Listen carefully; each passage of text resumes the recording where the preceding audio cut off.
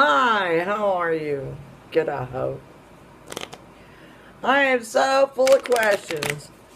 Playing solitaire with cards.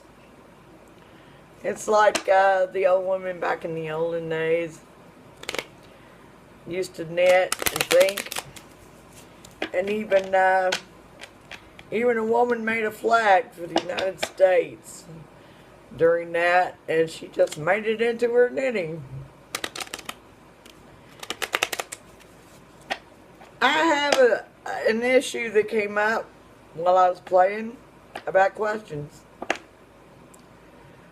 And I've been in many places where I've worked before that some workers, when they asked a question, they were called stupid for asking questions.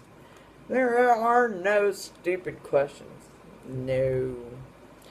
In fact, I discovered that people who said such things were stupid, like questions, are hiding something.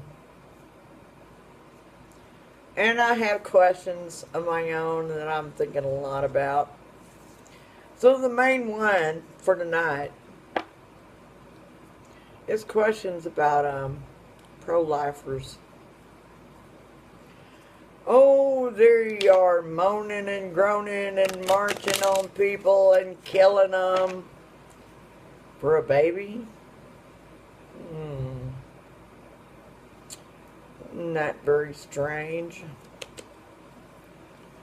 Because, I'm not necessarily for abortion, but I am for the choice. I could have had an abortion one day, and I talked to my God, and he said, no, don't do it. You have a special child that I have put in you. So how come these pro-lifers don't go out in their lives and bring people to a realization of God? You would want to live like them if they don't act in a godly way. I mean, really. That's the best example that Jesus left for everyone.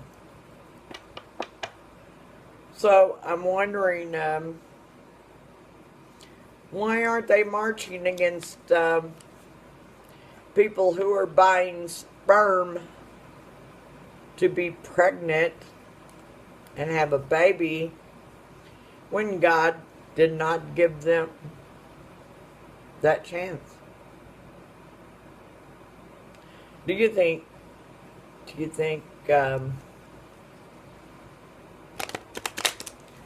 can be above God to do such a thing? And there's so many orphans, which they don't talk about these days. And I knew about them a lot when I was younger, and in shelters and places where they put them. And they don't talk about them these days. And I'm wondering, why are these pro-lifers only marching against abortions, and they're not marching against selling and buying human beings from seed on, if they say they are human when they are just seed and egg meeting? Why do they support selling people?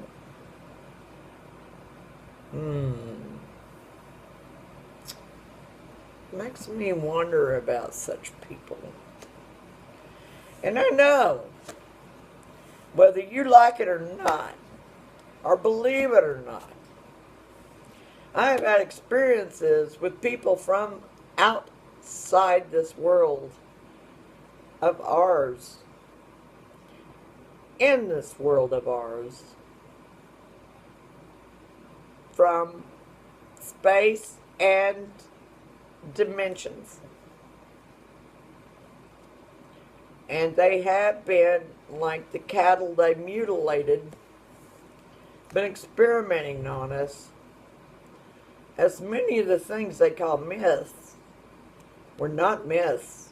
They were true. But nobody could write the direct examples and proofs of them back in the old days. Well, wouldn't you be shocked back then when you didn't have much knowledge at all? Well, duh. And I'm wondering, are some of these pro-lifers some of the alien people from out of this world that's having fits because some of the women having these babies may have the instinctive relation that they are fathered by wicked ones from out of this world. After all of my experiences with these beings, they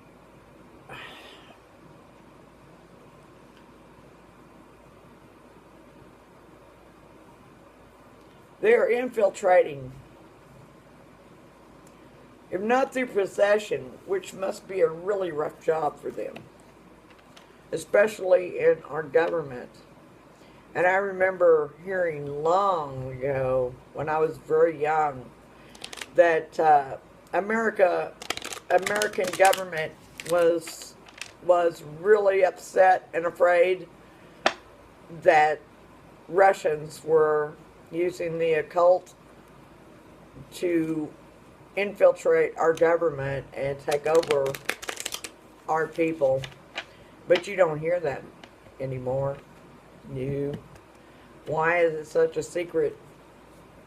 Why have they had so much history from us? Why? Because there's other people from other places that is helping them. And I heard that Nephilim, the fallen angels, they are the ones that help give physics of weaponry to the Pentagon. So Satan pretty much owns the Pentagon now. And they're selling violent war video games to minors now. And they used to be against the law. Why is it not still? Is it state by state or federal? I have so many questions, I don't have time to research everything. But I need help. I'm really asking you, please help me. Let's look up the answers to these so we can see who is guiltiest. Because we cannot live this life much more without it. We may be living in the end times, but it could be a thing of life that God made that would bring us to this point of obeying Him and following His rules to keep it going until He knows when He will make it the end. And that's why He's the only one that knows when the end will be. He will make it. Get it? That's what the Bible says. Go read it if you don't believe me. Well, y'all have a great night. Love y'all. Pray for you. See you later. Bye.